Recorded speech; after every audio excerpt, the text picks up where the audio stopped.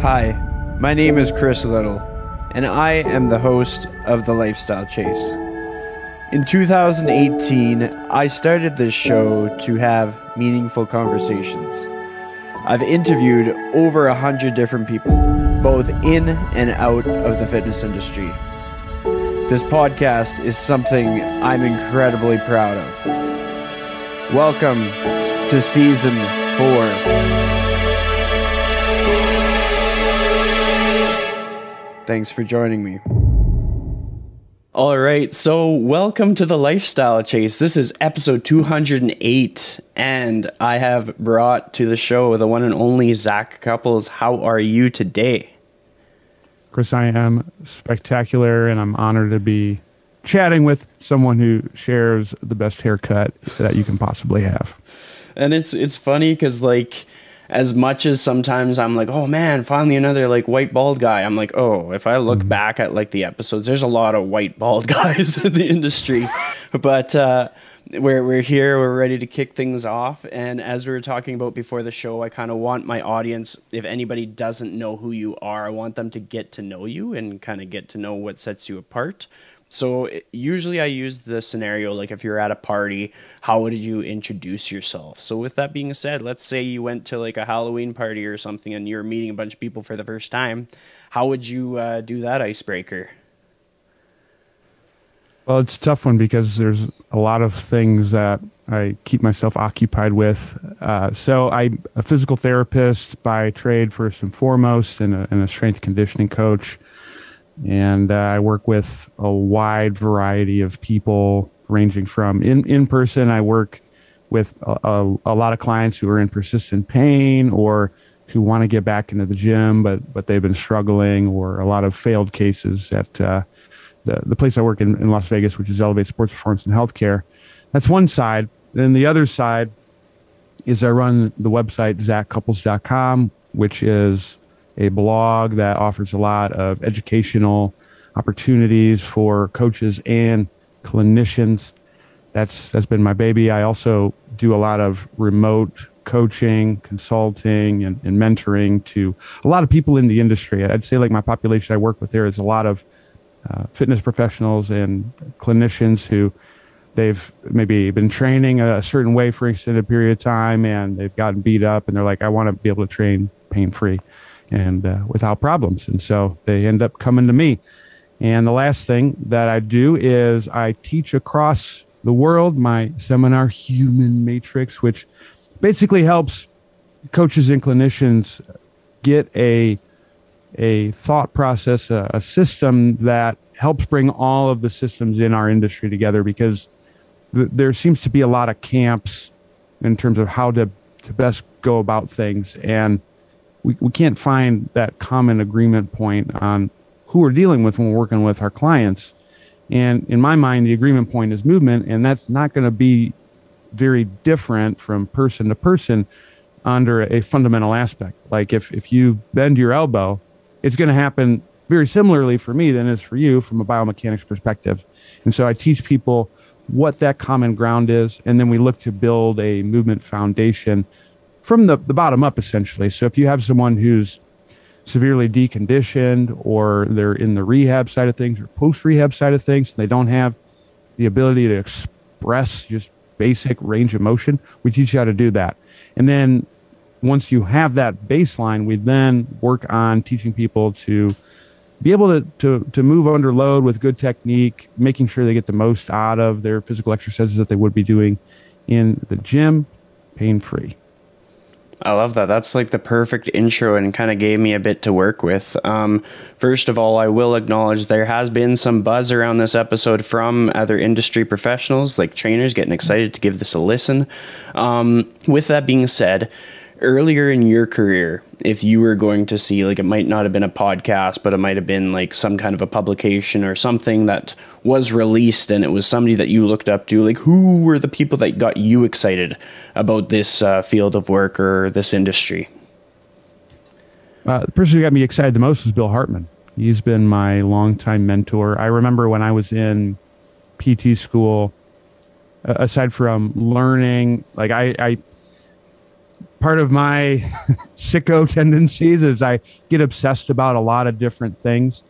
And, you know, if I'm into something, I go all in. And so like when I was in college, I was a runner, and I was a mediocre runner at best. And I didn't want to be mediocre. So I did like everything in my power to be better than I was. And the same thing happened when it comes to training and physical therapy. So while I was in PT school, I was consuming a lot of T Nation at the time, Men's Health, and Bill Hartman's name kept coming up. And I enjoyed writing and speaking. And I'm like, man, this guy's kind of doing what I want to do. I need to reach out to him. And so I reached out to him at some random email he had asking him, hey, can I do a clinical affiliation with you? Because in PT school, you have to basically do apprenticeships in various settings. And he said yes. And like the rest was history after that. That was the most transformative experience I could have asked for. So he was someone who I really looked up to. Other PTs that I would say I looked up to at the time were Charlie Weingroff was big, Mike Reinhold. All of those guys were like, man, they're doing really cool things. I'm excited about this profession.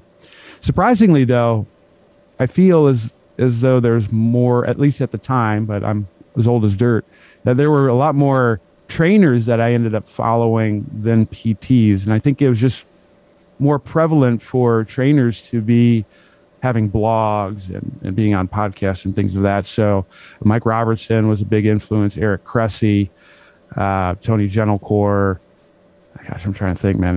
That was so long ago, but like a lot of those guys, basically anyone who wrote for T Nation, I consumed their blogs. And like, I think fortunately for me, having that well-rounded experience of not being too siloed in my learning on the rehab side has helped me be a better physical therapist, because where I think both sides lack, if you're really on the rehab side of things, is you eventually hit a stopping point with how far you can take someone, because you can't effectively recondition them for higher level activities. And we don't learn how to coach squatting, deadlifting, things like that in PT school. And that's one reason why I teach those things at my seminar. Conversely, on the trainer side of things, are regressions that we might be able to have someone. Maybe you have someone who is just really deconditioned and they need to improve their movement, or you have someone who's post-rehab and they might not have gotten all of the basic constituents restored back that they need to be able to do a lot of the movements in the gym. Or, and I see this one a lot, you get someone who has been referred to PT and they've seen a lot of doctors and physicians, and they're having a hard time getting physically active. And I think a trainer has a role in that person, especially if all the red flags have been ruled out.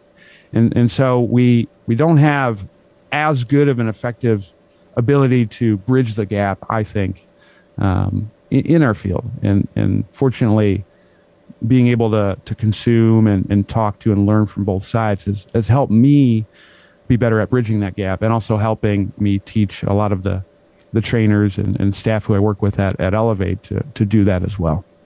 Well, I mean, there's a lot to unpack there. And like some of the things that stand out to me, just based on stuff that I've been thinking about as of late, is just like, you're good at finding out information. You're good at like putting all these things like kind of on your desktop to have to like delve through. But we each respectively only have so much like capacity to remember things or to prioritize things. Like we're only going to be able to go in a certain direction. Like how do you decide like which information you're going to consume and how much of it and how you're going to retain it? Like how do you go through that process to kind of like move the needle forward? So if I can't apply the material readily, then I generally avoid consuming it unless it's for fun.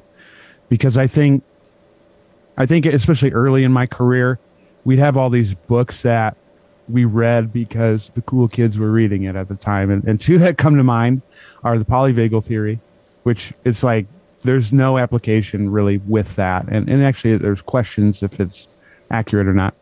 And the other thing was anti-fragile. I remember that was big for a period of time. And, you know, once you get the concept of anti-fragility, it's like at the end of the day, it's not going to change what I do on on the rehab side or on the fitness floor. And so I try to now really focus on what's the most immediate problem that I need to solve right now. And that could be, I have this case that I'm having a difficult time with, and I think consuming about this specific area might be useful. It could be that this person asked me a question on biologics, PRP, stem cells, things like that. And well, I don't know much about that, so maybe I'm going to dive into that. Or it could be something personal, like, wow, I'm having a really difficult time deciding what type of, like, the way I should be thinking about the problems that I solve. And maybe that leads me to devising better systems. Or, oh, wow, I'm trying to get into finances, and I need to know where I should, put my money, essentially. So then I would learn about that. And so I think the most important thing when you're learning anything is, if you don't have that application side of things, it will go in one ear and out the other, because you'll forget about it. Being able to apply readily is critical. So you have to find ways to do that. And I didn't think about it, but upon reflecting early in my career, when I first started my blog, most of what I had done were course notes about different continuing education that I was taking. So I'd take a class, I'd write up like my best summary of that class, and then I'd post it to the world. And that was my application, because I had to think about the material that I was learning. So I would do that, and then also use the things that I learned on my patients to see what worked. And I do that today, like with all of the teaching. Every time I post a YouTube video, or I write a blog, or I teach my seminar, I'm applying the material that's important to me. And I think that's what has helped me learn more effectively, because I don't think like I'm the smartest person out there. There's, especially when you hang around people who've interned at IFAS, there's some brilliant minds. But what I do think I do well at is applying over and over again and simplifying things that I learned, because I needed to be that simple in order to apply effectively. And so application is by far the most important thing that you can do when consuming any type of material. Well, I mean, that's important for people to hear and like understand. And some of the things that I think about when I think about application is like refining that process and coming across the point where you kind of have it mastered. Oftentimes people talk about how feedback is like a gift, like feedback or like constructive criticism in anyone's career can be very helpful. Has there ever been a time where feedback or constructive criticism has been delivered to you where it's been just like almost hard to handle, even though it's benefited you down the road? Yeah, a lot of times. And that's something I've definitely struggled with, I think, because at least growing up, I was someone who, if I had to work really, really hard, really hard, and anytime I failed, I would kind of get punished by my mom. So not doing well, I think, caused me some personal issues that I had to work through. But yeah, there were some times when I was working with Bill, when I was interning with him, that he gave me some feedback that was hard to take, but it ultimately helped me be a better PT. I think when I worked in basketball for a little bit with the Memphis Grizzlies, and there were some things I did there that didn't go as well as I would like, or maybe ways that I could have been better. Like, I think during that time frame, I thought I was a good coach, and I wasn't. And my friend, and he was one of my coworkers at the time, and now he's big time, Eric Otter. He gave me a lot of different feedback on things that I think was hard to hear in the beginning, but it ultimately led me to being a better coach. And he also gave me feedback on what to do after I had gotten fired from Memphis. And just instead of taking that personally, which I think was something I did a lot earlier in my career, I tried to use that to make myself better. And then I think the last time that really stood out feedback-wise for me that has helped me a lot with my seminar is, I would have Lucy, our mutual friend, who she She helps me from time to time with the seminar. She gives me a ton of feedback on what I can do better, or this might flow a little bit more smoothly and things like that. And that's been, even though it's been hard at times, it's been immensely helpful for making my seminar a lot better. And so I've learned to embrace feedback on that front, even if it's from someone who maybe I don't know, or I just don't have a relationship with. Like sometimes negative comments on my YouTube channel, or if I have like a feedback form that I give after my seminar, where it's like, whoa, you thought that? Even if it's something that's like, this is probably just someone trolling or things like that, I do take it into consideration and think like, and I try to step out of my bias to say, well, from this person's perspective, is that true? And could there be something that I would change? And, you know, if I can spend some time reflecting and thinking on it that way, sometimes I do make that change. And I think it's only for the better if I do. Well, I think all of that is really important. And it's when we're looking at a person progressing in their respective industry, one thing that we can empower them with to help them ascend is being equipped to take feedback, because if they're open to it, they're more likely to learn from the experiences that they have, rather than like just stopping and like quitting altogether. I mean, like so much that's happened throughout the pandemic where people have been forced to learn through like obstacles has given people the opportunity to either take feedback very quickly or not, and start all over again, like maybe in a different industry or just different anything.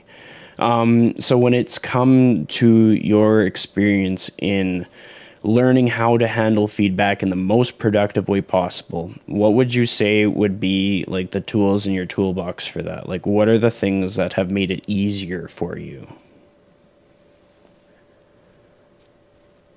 The thing that has helped the most is going through counseling and therapy, because I think that there were a lot of personal issues in terms of being able to receive feedback, or thinking that I would take what they were saying as not a feedback on what I'm doing, but who I am. I had to work through that. And once I worked through that, and it's not like I'm the man at it, but I'm able to at least say, no, I'm able to quiet that. This is not about you. It's about an action that you're doing, or it's about the other person. I think that's probably been the most transformative thing on that front. And the other thing too is you have to really be able to think about who's giving you the feedback. And certain people are going to have more weight to their feedback. Their feedback's going to be more meaningful than others. It's just like, you know, if let's say you were asking someone about your financial situation, you're probably going to weight the feedback of someone who has a successful financial background and they're living the life that you want to live, versus someone who is putting all of their money into the lottery. And they might both give you feedback on what to do, but someone has more weight than the other person. And you really have to think about that anytime you get feedback is, okay, is this person doing habits or things that I want to emulate? And if the answer is yes, you need to take that feedback seriously. And if the answer is no, you still want to think about what they're saying and step out of your biases and framework to see if there is any merit to that. But you might not put as much weight on those things. And so I really think those two qualities of realizing that it's not personal and being able to prioritize feedback has been by far the most impactful. And the last thing I would say is, I think people don't reflect enough on what they want to get out of this life, because well, I don't know what happens beyond this life. I do know that we have this one right here in front of us. And you really got to think about, what do you want out of it? And reflecting on what your goals are, who you want to be as a person, professional, and things of that nature. Like, I think that's something that we do not do enough. Because if you have at least not, maybe it won't be clear and maybe it's going to change, but you have somewhat of a framework of the things you want out of this life, then you can go and seek out people to give you good feedback on the things that are going to push you closer towards your goals. There's this thing that I read recently. It was about Warren Buffett, and he was asking this person to say, what are the 25 things or goals that you want to get out of life? And this person wrote out those things. And then Warren Buffett says, which ones are the 5 most important that you have to get done? And the person went through and did those things. And then Warren Buffett told the person, hey, circle those 5, cut out the remaining 20, and avoid those 20 at all costs. And I think that's a useful exercise that I don't think any of us do. So you really have to think about what is meaningful, what is important to you, and focus mercilessly on those things and cut out everything else. And then I think you'll be better adept at being able to accept feedback that is relevant to what you're trying to do. Yeah, I mean, a lot of what you put out there is something that I can totally agree with. I mean, you mentioned counseling and therapy, and that's something that I've mentioned in the last, feels like 8 episodes in a row, because it's something that if someone takes it very seriously, could be more valuable than a lot of other things that they could do. It is probably the most genuine advice that we could give to the listeners that would actually change their life, because no matter what, that feedback's coming for you. So it's like, how are you going to handle it? How are you going to position yourself to go in the direction that you want to go? And I like that you talked about what are we going to get out of this life, and how are we going to position ourselves to do so? Because I think that's important. And I think that's something that I think about quite frequently. And I think about whose feedback weighs more. And for me, the template for me is honestly, do I want to trade places with that person right now? And if I do not, it's just going to be way different. It's not going to have the same effect. If for me, I picture myself being a family man one day. I'm a bachelor at the moment. So I'll look through the people that I look up to, and I'll be okay, what does this person's life look like? What values do they have? Values are incredibly important to me. And I'll go from there. And I think when people can see that in the mentors that they have and the friends that they make, it'll help them in the long run. It might not look glamorous in the short term, because you're not going to necessarily pick the most famous people or the most wealthy people, but you'll pick the people that help you find clarity through this crazy life that we're on. You mentioned that you're based out of Las Vegas, and that's kind of always been something that's gotten my curiosity. I've traveled there a couple times for fun little trips, and I've been what would inspire a person to live there? Is that a place where you've kind of been located out for quite a while, or what's the origin on that? Well, it's great for single bald bachelors. I figured as much. The dating scene is tough, so maybe we can set up a lifestylepodcast@gmail.com if we have anyone interested in either of us. So I actually moved out here March of last year, which is terrible timing because I remember the drive. So I was driving. I was staying in Lexington, Kentucky at the time, and I had to go to Memphis, Tennessee to get some of my stuff because I had stuff in storage there. And then I went home to see my family in Illinois. And then I drove out, and I was just hearing all these things about COVID. And I stopped in Nebraska for one of my stops. And I remember I went to this coffee shop, and it said, we're closed because everyone has the flu right now. And I'm like, oh, okay. So I can't go there. And then I get to Vegas, and I remember I started work on a Monday, and then the governor said, yo, we got to close everything on that Wednesday. And it was just very bizarre times. I mean, unfortunately, things have worked out. The gym that I work at is doing well. The online stuff's going pretty well too. So I'm grateful that I was able to make it out here. But what brought me out here was a few things. One, Elevate was one because I kind of hit a crossroads with what I could do online. Like, I was getting busy enough that doing a full-time job was really tough. And I knew I was doing travel physical therapy at the time, and I knew that wasn't like my long-term situation. I really like warm weather, so that really narrowed down where I wanted to go. And so I had this thought in my mind that I'm probably either going to move to Las Vegas, Phoenix, Arizona, Austin, Texas, or somewhere in Florida. Those were kind of like the areas I was thinking about, because warm weather, relatively inexpensive cost of living, no state income tax in 3 out of the 4 places. And just, I also thought too that for what I wanted to do in person, that there weren't a lot of people that I knew there. So my thought would be maybe I could do something as a PT in any of those places. And I, through mutual friends, I found out about Elevate, and it was kind of the perfect situation where I could work part-time.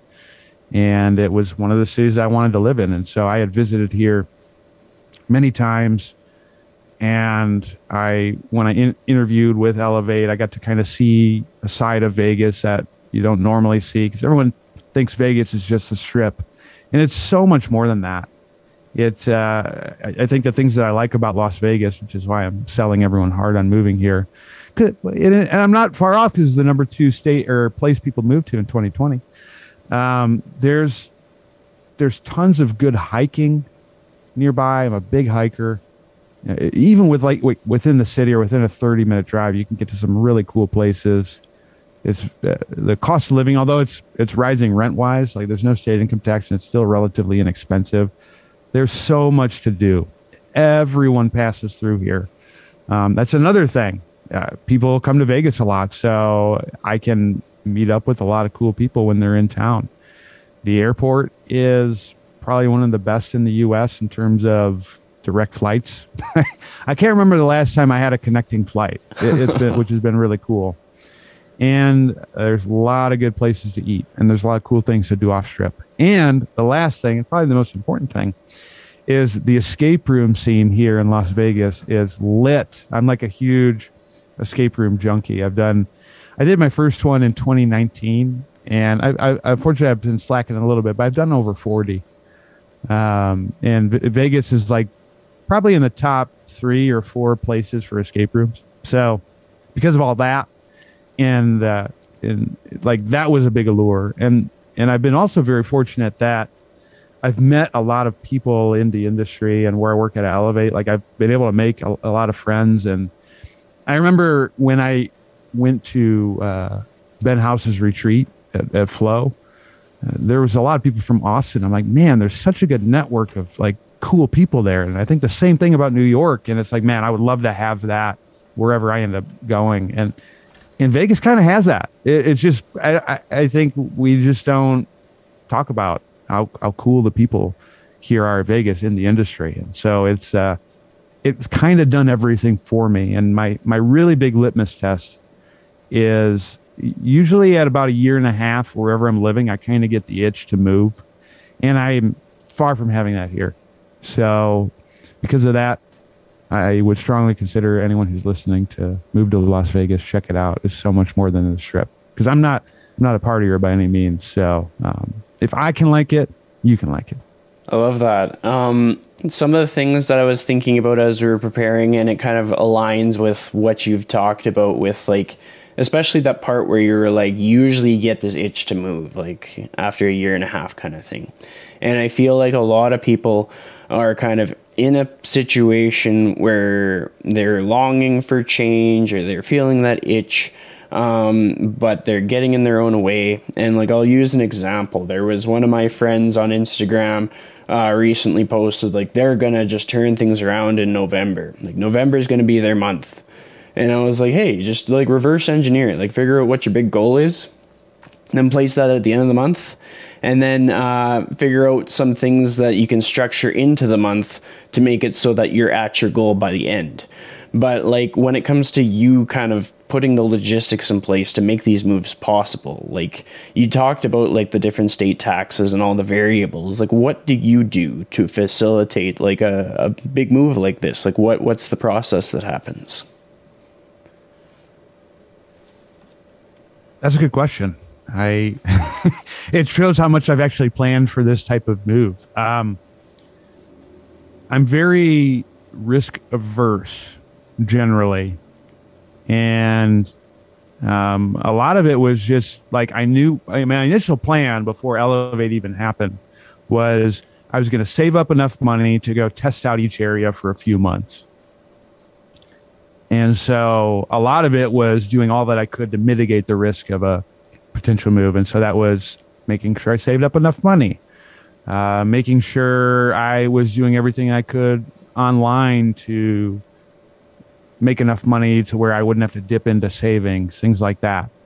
And so that was one thing. And then the other thing was just really, I think, reflecting on some of the things that are important to me. Well, I'm risk averse. State with no income tax will probably help with that because I'd be able to make more money to, not take a financial hit. Because it's something in the past where I think I didn't take finances as seriously as I do now. And then I think finding Elevate was just a stroke of luck for me that allowed the move to happen. But then what I did like with the move itself was just come up with a checklist of things that I needed to do. And so I literally just make a checklist on Evernote, and it was, okay, you gotta get your stuff out of Memphis, and you're going to do it on this day. It's going to take this amount of time. And then, okay, you got to go see family before you go. Okay, what am I going to do about living? Well, fortunately, my brother lives out here, so I didn't have to find an apartment immediately. And so I'm like, okay, I'm going to reach out to my bro and say, hey, man, can I hang with you for a bit? It was going to be like 2 weeks. It ended up being 4 months because I'm like, oh, this COVID thing, I don't know if this is going to work out. So, I was very lucky on that front. And so I just looked at all the steps that I needed to make the move happen. And it was check the box, and it worked out. And I will say, I think your thought process of inverting the goal, it's very Charlie Munger of you. I don't know if you follow Charlie, but, it was good. I think that's really, really useful. So, and I don't know if I did that right there, but I just looked at all the factors that I needed to make that move happen. And I did it that way. But I also would say if you have someone who's trying to have some type of big, hairy, audacious goal that they want to meet in a short time frame, well, having a deadline is useful, because otherwise you're going to procrastinate it. So I do by November, I'm going to do this. But I also think you have to be realistic about breaking down the steps and not trying to do everything at once. So if, you want to improve your body composition, it's probably not going to be successful. If you start an exercise program, you're going to completely overhaul your diet. You're going to sleep 9 hours a day. You're going to stop talking to your friends who go party in the strip every weekend, et cetera, et cetera. You probably want to just hit one important thing at a time, or one low-hanging fruit that's going to at least nudge you in the right direction. And so I guess that's how I did that. It's funny. It's I probably should have been a little bit more structured on my move, but maybe it was structured enough for me to have a successful outcome. Some of the things that stood out when you were sharing all that stuff with me was just the fact that you used Evernote. That's underrated. I use Google Calendar, and now I use the Apple Notes. It's basically my wallet. Nothing avoids that framework. Every podcast that I record goes into Google Calendar. Every little task, if I have to, yesterday I went to the gym and I filmed exercises for one of my remote clients, and then I just put the videos into notes and then took them from the notes and put them onto distinction, and it just like the flow and the framework and just the scalability is just, it's a game changer.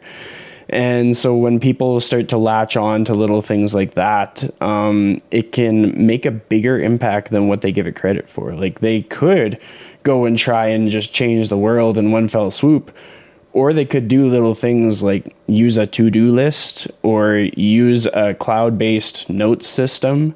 As I was kind of talking there, it almost looked like you had something to say. So I'll like, what are your thoughts when we're kind of discussing like the notes and all that stuff?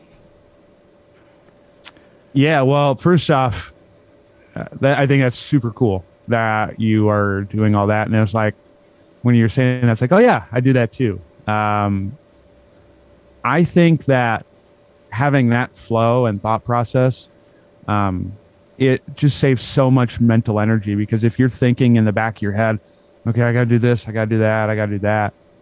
That's cognitive resources that you're wasting that you won't be able to use with something more meaningful. And I have a very similar approach to you. I am militant about Google Calendar. Like that's the only way I get anything done or scheduled, especially me. Like it's hard for me to, like, I have to think. I'm already thinking in like December and January now, which has its pros and cons. It's like I get stuff done, but then it doesn't allow me flexibility to be as social as I should be. But I use that. I use Evernote for like bigger things. I use Google Keep for immediate notes. And actually I have a whiteboard over here that has like all of my things that I need to get done today. And like you, I have like, okay, this, and this. I know it needs to get done. I'm going to put a number by one. Like this is the first thing I'm going to do, second thing, third thing. And that has helped me a lot, get a lot of stuff done. And the other thing that I think is really important, and this probably goes back to having sort of a beacon to know where you need to go, is I have this list.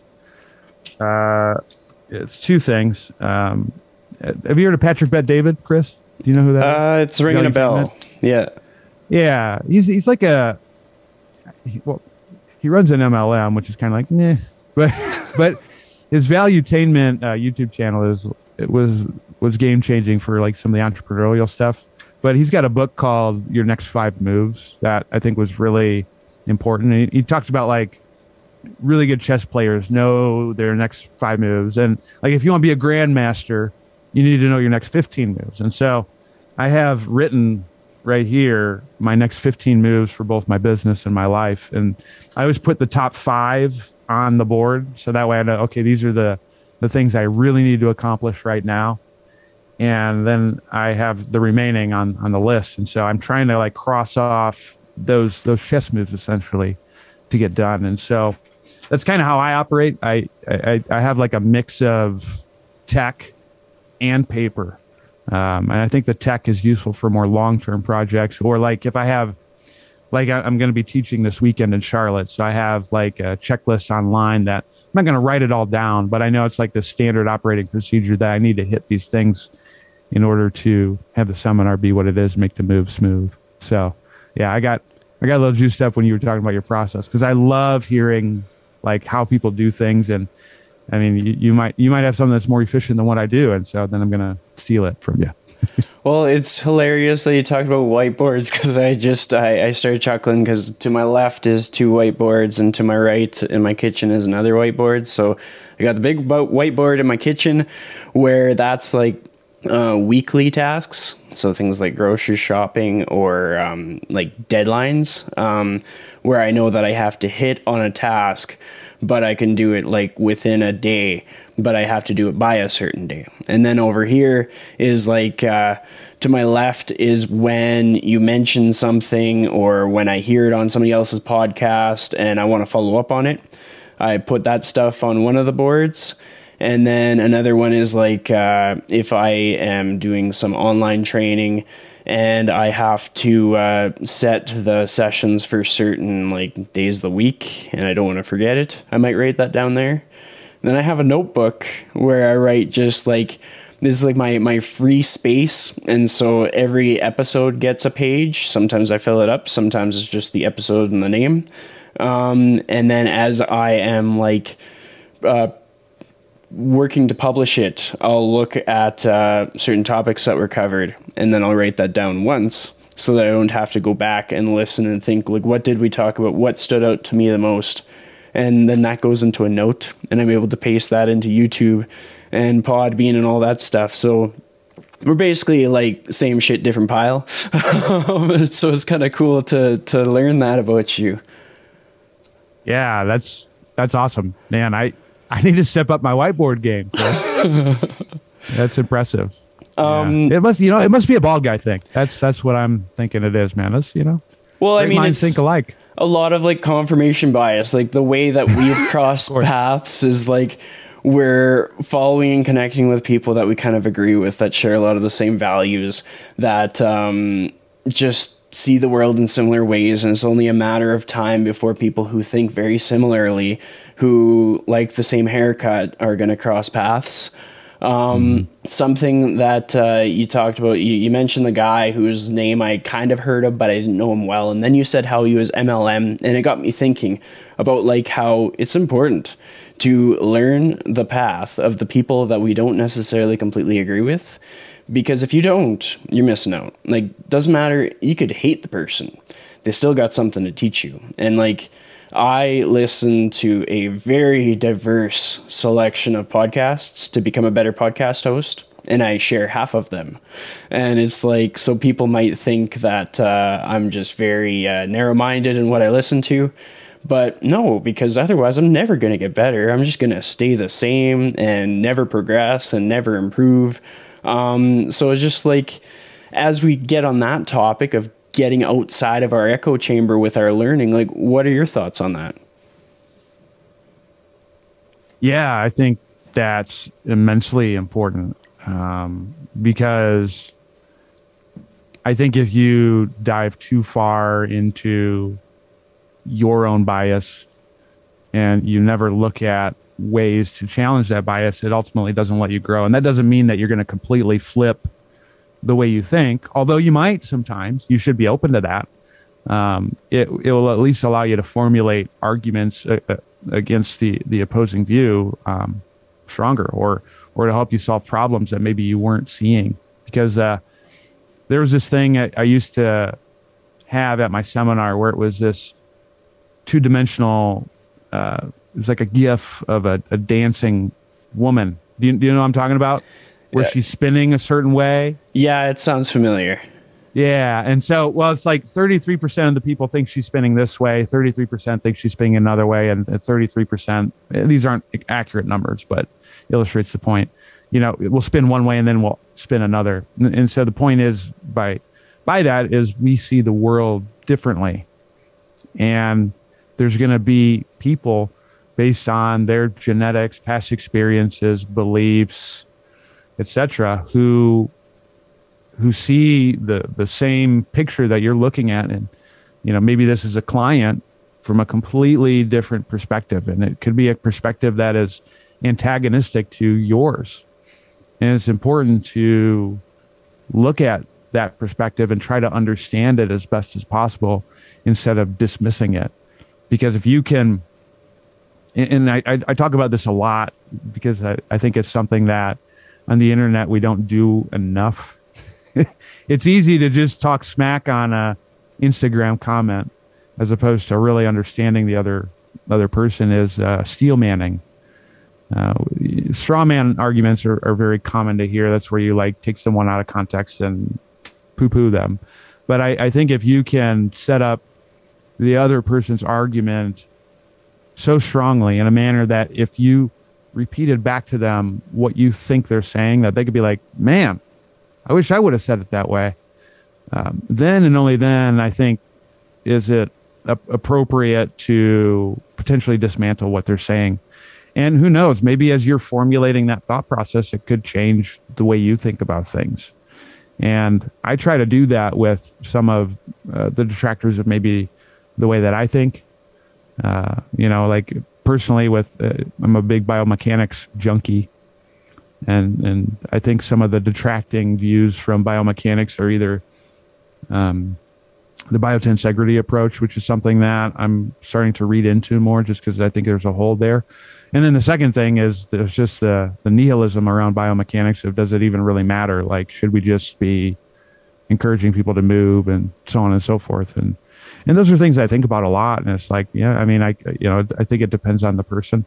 But I try to formulate and really reflect on those opposing viewpoints as much as I can. And I think doing that has only made me a better coach, clinician, and teacher. So we can't just be having our blinders on with everything, because having those blinders might limit the solutions that we'll be able to provide for our people. And that's ultimately what it comes down to, is we're here to help people, and the more ways that we can help people, the better. Well, there's a lot of takeaways from that. And even if somebody was to take that Steelman approach and start practicing it, it's only going to benefit them. It's inevitably going to take more work and more energy, and it's going to feel like they're actually expressing some effort towards their goal. But they're going to have such a strong comprehension of the direction that they seemingly want to go. And they're going to be able to utilize that knowledge in so many ways that they never previously thought possible. There's sort of like a question that I want to unpack with you to kind of get into, like, what things that you do now that at one point you didn't think would be possible. So I'll rephrase it here. So essentially, let's say you're reflecting on all the things that you do in this present moment within this week that you're really proud of, that are the most effective things in your career. Maybe it's your teaching, maybe it is the work that you do through online streams, like maybe it's your content production. But if you picked three, within those three, what is at least one of them where you got so much pushback in the early stages that you thought, this isn't feasible, this won't work? Like, let's talk about that. Man, that's a great question. Yeah, I mean, where I got pushback. I mean, I'm very lucky. Like, I think the pushback that I do get on certain things is very minimal. At least what I teach and what I do. Man.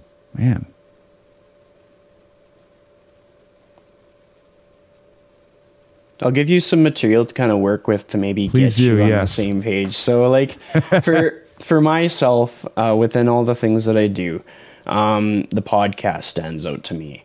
The podcast is something that I look at as being like a really long-term goal. Like, one day I'm going to have this as an income stream, where it actually supports me. One day it'll be something where it will facilitate my travel. And I look like an idiot telling people that, because it's not where it is now. Like, it's definitely given me lots of opportunities, but it's not quite there. But because I can kind of see what I have to do to get there, and I'm doing the things that I have to do to get there, I can see it unfolding. And so that would be an example of something that takes up a fair bit of my bandwidth today, that maybe when I first started, people said that I was starting a podcast because everybody at the place I was at was starting a podcast, so I was just going to do what they did. And now I've put out more episodes than all of them. And so it's like, anytime somebody starts something new, they're always going to get something, some kind of a troll or some comment or something that kind of gets in their head. It almost makes them want to just stop it altogether. I think this isn't worth it. And then as time goes on, they start to pick up steam. So that's kind of my example. So if you can kind of like draw from that, where is a correlation, like something where you feel similarly for yourself? You know, I was listening to you, and I understand what you're saying in terms of when I've gotten pushback from things.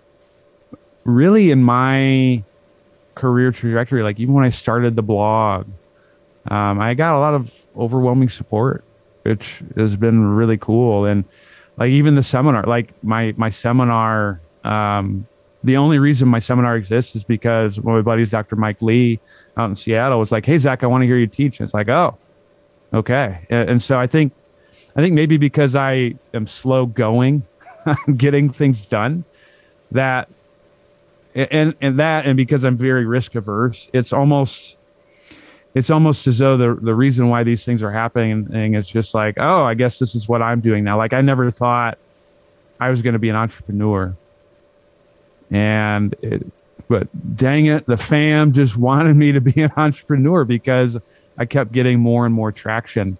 I think, if I had to think back to like times where I maybe got some pushback, is like in undergrad, I was going ham on school and ham on running. And I wanted to be a chiro at the time. And I remember my grandma, bless her heart, unfortunately, she just passed away, but she would always tell me, look, you can either be a chiropractor or PT or a runner, but you can't be both. And when I watched The Last Dance, Michael Jordan, and he was like, so I took that personal. Well, that resonated with me so much. I'm like, this must be an Illinois thing, because I took that personal and I sought out to prove her wrong. And I did, because I was able to have a fairly good running career, and I was able to do well in school. And, there were other times that maybe that wasn't said outright, but it happened. Like, I remember another time that I did get pushback. Now that I'm thinking about it, was I was in my orthopedic residency, and I had to give a presentation. And if you've watched any of my content, you know that I try to be humorous to make it engaging, and I try to be very lively. And I was lively and humorous with my presentation, and I got a ton of laughs from everyone except one of my instructors, and he gave me super negative feedback, and he was upset with some of the things that I had said. It wasn't like I said something incredibly offensive. I think I remember what it was. So Kevin Wilk is he's a fairly famous physical therapist. He's like James Andrews, who's like one of the world-renowned surgeons in a lot of pro sports. Like, he's his PT guy.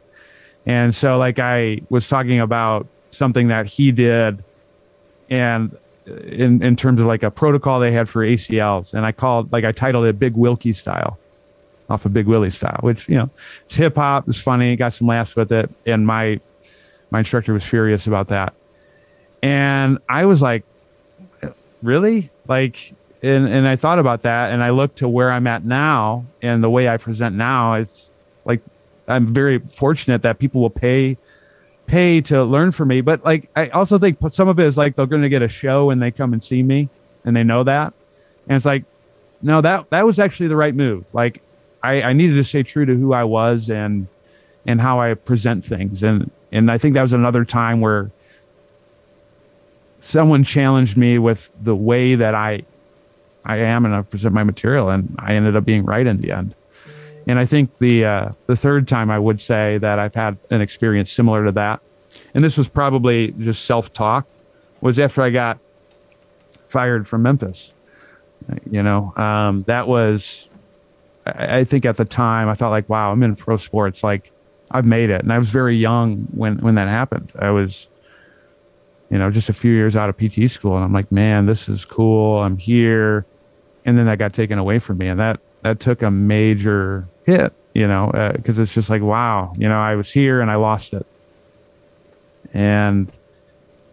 But at the same time, and again, I give kudos to my buddy Eric for kind of helping me work through that. It's like, you got to get back on teaching and the blog and things like that. And even though it wasn't like outright said, I think the actions in my mind were like, you're not good enough. Well, I'm going to show you that I can do this that much better. And here I am today. And, I mean, at that point in time, this was 2017, it's 2021 now.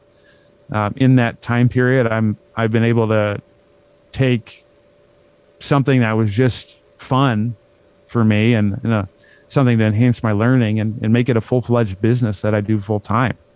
And I reflecting back on that, it's like, having used that spite to give me just that initial fuel in the beginning has helped me make something that I get a lot of feedback that people find valuable, and I'm grateful that people do. And I'm grateful for the detractors. I'm grateful for the haters, because you got to think about it. When you give me a little hate, a little negative feedback, I'm going to be like MJ, and I'm going to say, okay, fine. And then I'll prove to you that it wasn't. So that's probably the closest that I would say I've come to that experience, now that you've so eloquently directed me in a way that I could call back on those experiences. Well, I think it's important to have that, because like a lot of people come across their first instance where things aren't quite going their way and they just think it's over, like that's the end. But like if you go through it enough times, like for example, in the first, like as a trainer, in the first few months, like 8 months as a trainer, they shut down the gym. So then I found a new gym. And then I moved to a different gym because I had more friends at the other gym. So I was a contractor like 8 months into my career. I was at my third gym, and then like a year later, COVID happened, and it closed, opened, closed, opened, closed, opened. So like at any point, me and many, many other of my friends and colleagues could have just thrown in the hat and quit. But a lot of people came out of that experience better for it. And so if we're able to see it from the frame of mind that, granted, we need to have a great deal of self-awareness, maybe some counseling and therapy. If we're able to see that situation and what it can be for us, it makes the whole experience a lot more exciting. Makes people feel a lot more reassured in the direction that they're going, and gives people a reason to plan for success, to start reverse engineering their big goals, and to start figuring out what their values are in life and what direction that they want to go. But to kind of keep us on track for time, there is something that I do with all my guests, and I get them to give the audience a challenge for the day. So don't overthink it. Just kind of think of something that you think, if somebody listened to the podcast on any given day and they took on your challenge, like think of something that would make their day maybe a bit better, or would make them see the world differently, or would just enhance their life. So whenever you feel ready, just be like your challenge for the day is, and just dish it out to them. Your challenge for today,